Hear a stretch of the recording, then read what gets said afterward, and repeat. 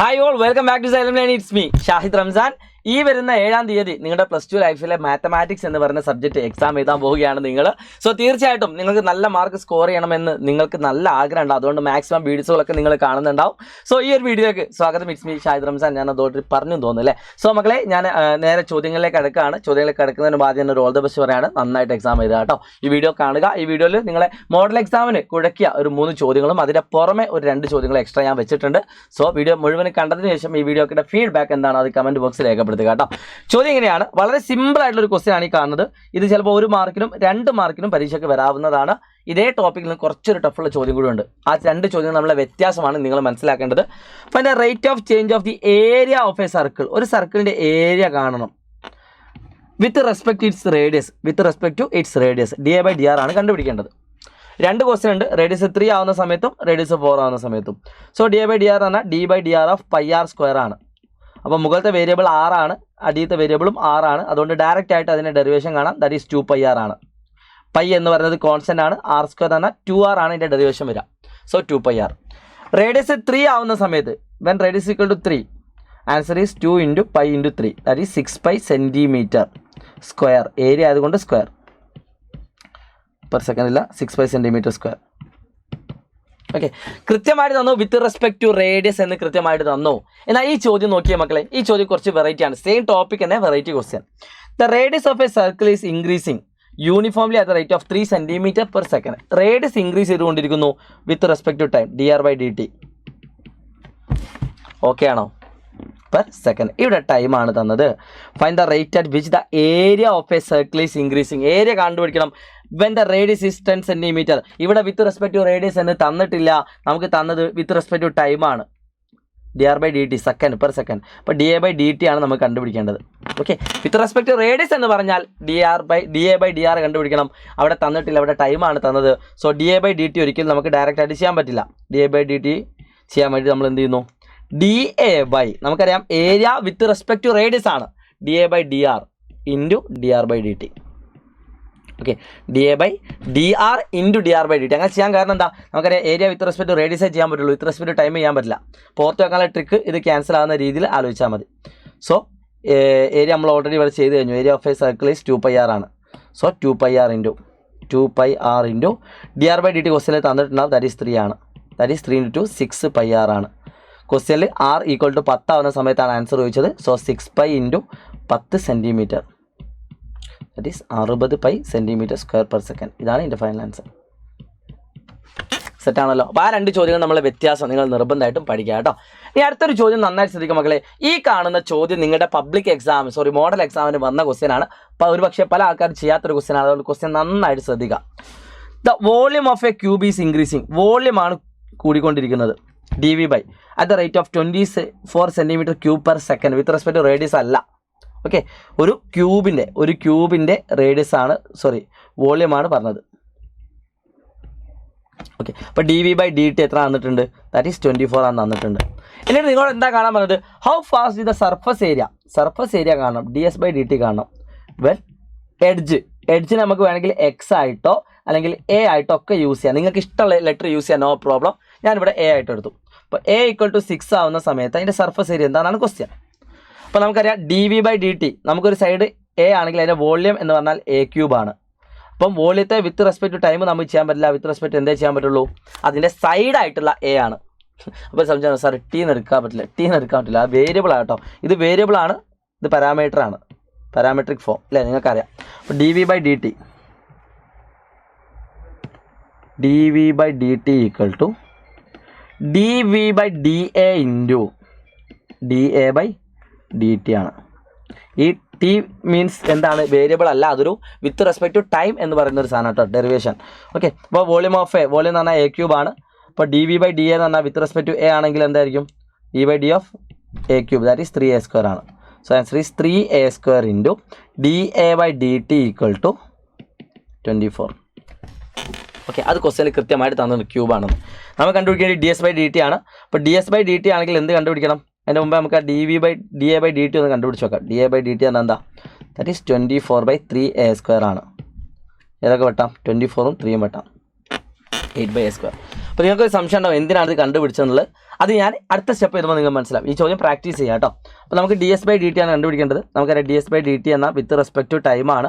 അപ്പോൾ d/dt of മക്കളെ surface ഏരിയൻ്റെ equation അറിയാത്ത ആളുകൾ എഴുതി വെച്ചോളൂ. നമുക്കറിയാം ഒരു ക്യൂബ് എന്ന് പറഞ്ഞാൽ 6 മുഖം ഉണ്ടാവും അല്ലേ. ഇതുപോലെ ഒരു സ്ക്വയർ ഷേപ്പ് ആണെങ്കിൽ ഇത് 6 മുഖം ഉണ്ടാവും. മുകളിൽ താഴത്ത് ഇങ്ങനെ ഒരു പെട്ടി പോലെ. അപ്പോൾ ഒരു സ്ക്വയറിൻ്റെ ഏരിയ എന്ന് പറഞ്ഞാൽ ഒരു സ്ക്വയറിൻ്റെ ഏരിയ എന്നാൽ a² ആണ്. അങ്ങനെ 6 എണ്ണത്തിൻ്റെ ഉണ്ടെങ്കിൽ 6a². So d/dt of 6a² into da/dt. Okay, അങ്ങനെ ds/dt പറഞ്ഞാൽ ds/dt എന്ന് പറഞ്ഞാൽ ds/da into with respect to അതിൻ്റെ സൈഡ് ഇൻറ്റു da/dt ആണ്. അതാണ് നമ്മുടെ എഴുതിയത് കേട്ടോ. So that is equal to 2 × 6 12a into da/dt നമ്മൾ കണ്ടുപിടിച്ചത്. അതിന് വേണ്ടിയിട്ടാണ് da/dt നമ്മൾ കണ്ടുപിടിച്ചത് 8/a².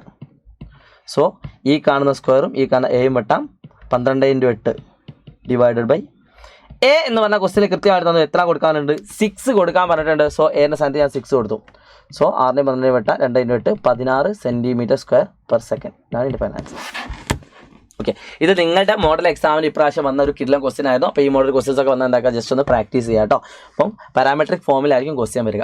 പിന്നെ ഇതേ ടോപ്പിക്കിൽ നിന്നും നിങ്ങൾക്ക് പ്രതീക്ഷിക്കാൻ പറ്റുന്ന ഇൻക്രീസിങ് ആൻഡ് ഡിക്രീസിംഗ് ഉള്ള 2 ക്വസ്റ്റ്യൻ ഉണ്ട്. മക്കളെ നന്നായിട്ട് ശ്രദ്ധിക്കുക. വളരെ സിമ്പിൾ ആയിട്ടുള്ള ഒരു ക്വസ്റ്റ്യൻ ആണ്, പക്ഷേ നിങ്ങൾ കുറച്ചൊന്ന് ശ്രദ്ധിക്കണം.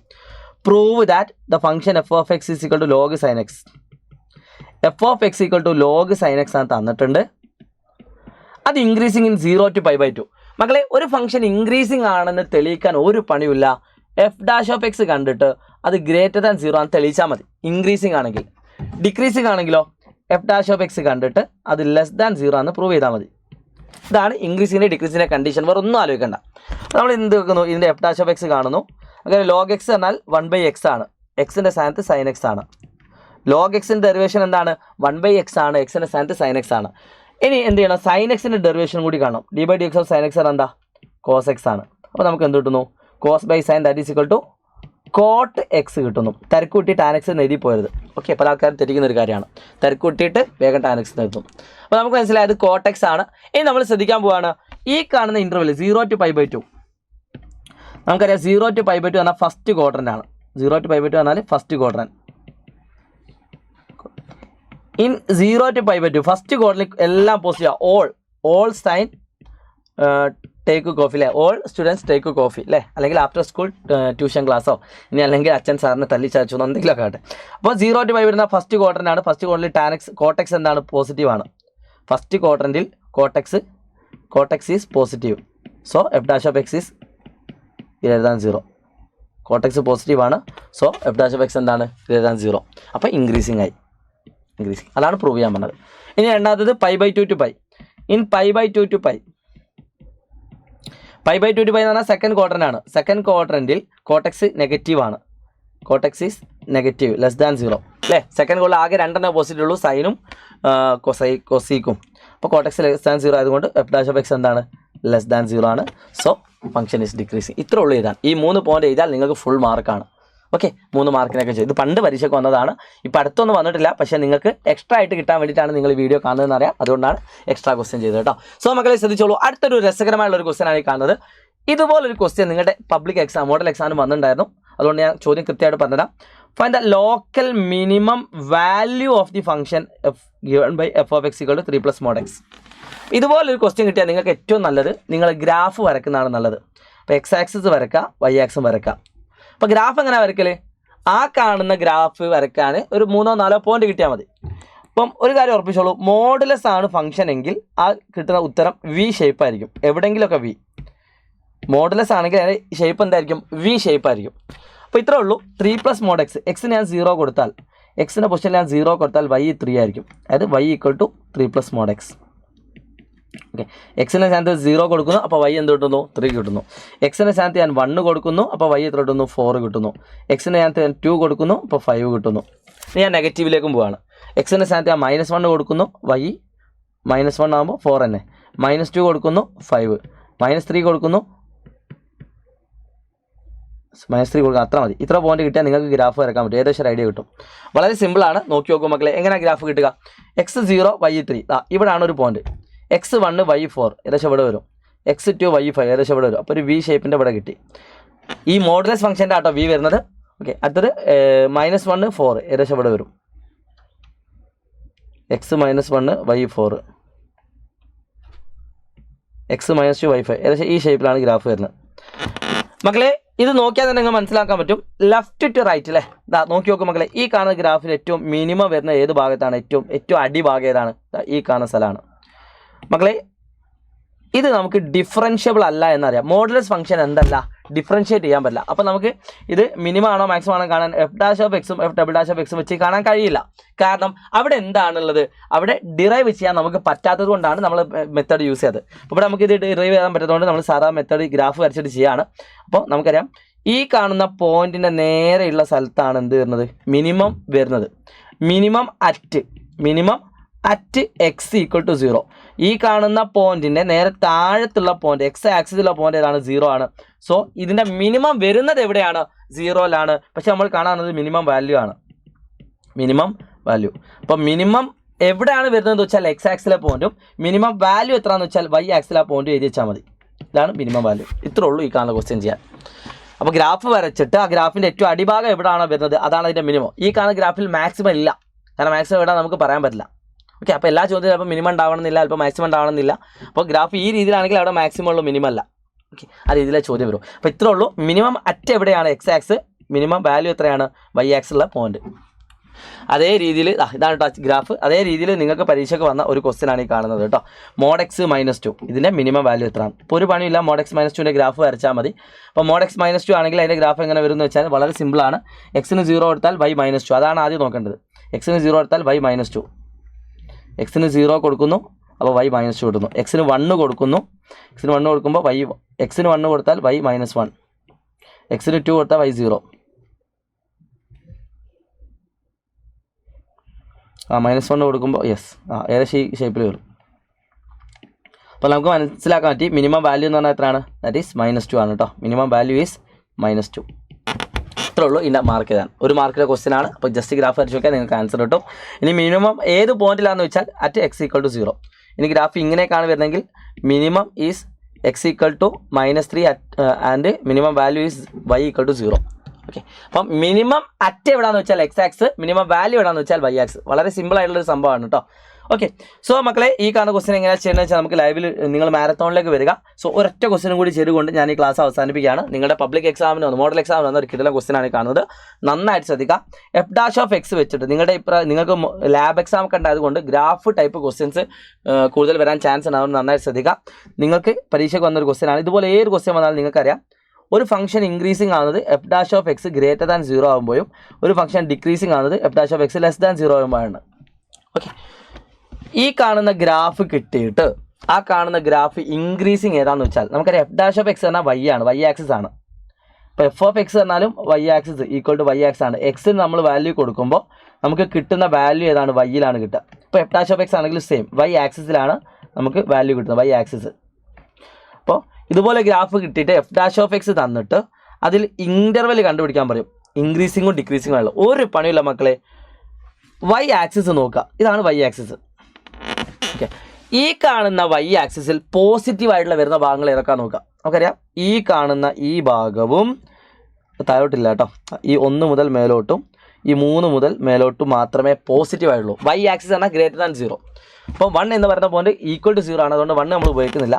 സോ പോസിറ്റീവ് ഇൻക്രീസിങ് ആയിട്ടുള്ളത് -∞ to 1 യൂണിയൻ 3 to ∞. ഇതാണ് ഇൻക്രീസിങ്. ഇൻക്രീസിങ് ആയിട്ടുള്ള ഏരിയ എന്ന് പറഞ്ഞാൽ എന്താണ്? -∞ to 1 3 to ∞. ഇതാണ് ഇൻക്രീസിങ്. ഡിക്രീസിങ് ഏതാണെന്ന് വെച്ചാലോ, ഡിക്രീസിങ് എന്ന് പറഞ്ഞാൽ മക്കളെ ഇത്രേ ഉള്ളൂ. y ആക്സിസ് <0 വരുന്ന ഭാഗം 1 to 3. സോ 1 to 3ലാണ് ഡിക്രീസിങ്. ഇത്രയാണ് നിങ്ങൾക്ക് 2 മാർക്ക് എഴുതാൻ വേണ്ടി ആകെ ചെയ്യേണ്ടത്. വളരെ സിമ്പിൾ ആയിട്ടുള്ള ക്വസ്റ്റ്യൻ ആണ്. അപ്പോൾ ഇതുപോലെ വന്നാൽ നിങ്ങൾ ചെയ്യാം. ഒരു ക്വസ്റ്റ്യൻ ഉണ്ട്, identify the point of local maximum and local minimum. മക്കളെ ഇത്രേ ഉള്ളൂ. ലോക്കൽ മാക്സിമം കാണാൻ നിങ്ങൾ യൂസ് ചെയ്യേണ്ടത്. ലോക്കൽ മാക്സിമം ആണെങ്കിൽ അതിൻ്റെ കണ്ടീഷൻ ആദ്യം f'(x) > 0, പിന്നെ f'(x) < 0. ആദ്യം f'(x) > 0, f'(x) plus f'(x) minus. അപ്പോൾ അവിടെ വരുന്നത് മാക്സിമം ആണ്. ഇനി f'(x) f'(x) <, അപ്പോൾ അവിടെ വരുന്നത് മിനിമം ആണ്. അപ്പോൾ f'(x) ആദ്യം < 0യും പിന്നെ < 0യും ആണെങ്കിൽ ആദ്യം < 0 പിന്നെ < 0 അവിടെ വരുന്നത് മാക്സിമം. ആദ്യം ലെസ് ദാൻ 0 പിന്നെ ഗ്രേറ്റർ ദാൻ 0 മിനിമ. അപ്പോൾ നമുക്ക് ഈ ഗ്രാഫ് നോക്കിയാൽ നിങ്ങൾക്ക് മനസ്സിലാക്കാൻ പറ്റും. ഈ കാണുന്ന ഗ്രാഫിൽ ആദ്യം എഫ് ഡാഷ് ഓഫ് എക്സ് എന്നത് ഇതാണ്. ഇത് ആദ്യം പോസിറ്റീവാണ്, വൈ ആക്സ് പോസിറ്റീവ്, പിന്നെ ഇവിടെ വരുന്നത് നെഗറ്റീവ്. അപ്പോൾ ഈ കാണുന്ന 1 എന്ന് പറയുന്ന പോയിന്റിലും 3 എന്ന് പറയുന്ന പോയിന്റിലുമാണ് എന്തുള്ളത്, ക്രിട്ടിക്കൽ പോയിന്റ് ഉള്ളത്. Critical point are 1 and 3. ഈ ക്രിട്ടിക്കൽ പോയിന്റിലാണ് മാക്സിമം മിനിമം നമുക്ക് എന്താക്കാൻ പറ്റുക, പറയാൻ പറ്റുക. അപ്പോൾ ഈ ക്രിട്ടിക്കൽ പോയിന്റിൽ 1 മാക്സിമം ആണോ മിനിമം ആണോ നമ്മൾ ചെയ്യാൻ പോകുന്നത്. അപ്പോൾ ഈ 1ന്റെ ആദ്യത്തെ ഭാഗം എഫ് ഡാഷ് ഓഫ് എക്സ് ആദ്യം ഗ്രേറ്റർ ദാൻ 0 പിന്നെ ലെസ് ദാൻ 0, അതായത് ഈ കാണുന്ന വാല്യൂ പോസിറ്റീവ് ആണ്. അപ്പോൾ എഫ് ഡാഷ് ഓഫ് എക്സ് ആദ്യം ഗ്രേറ്റർ ദാൻ 0 പിന്നെ ലെസ് ദാൻ 0 മാക്സിമ. അപ്പോൾ local maxima at x equal to 1. Okay, local മിനിമയോ അറ്റ് എക്സ് ഈക്വൽ ടു എവിടെയാണ്, local minima at x equal to ആദ്യം കുറയുന്നു പിന്നെ കൂടുന്നു, ആദ്യം കുറയുന്നു പിന്നെ കൂടുന്നു. അപ്പം minima at x equal to 3. ഈ 2 പോയിന്റ് അങ്ങ് കഴിഞ്ഞാൽ സെറ്റാണ്. അപ്പം മാക്സിമം മിനിമ എവിടെയാണെന്ന് വെച്ചാൽ F dash of X greater than 0, ആദ്യം ഗ്രേറ്റർ ദാൻ 0 പിന്നെ ലെസ് ദാൻ 0 ആണെങ്കിൽ മാക്സിമയും, ആദ്യം ലെസ് ദാൻ 0 പിന്നെ ഗ്രേറ്റർ ദാൻ 0 ആണെങ്കിൽ മിനിമയും ആണ്.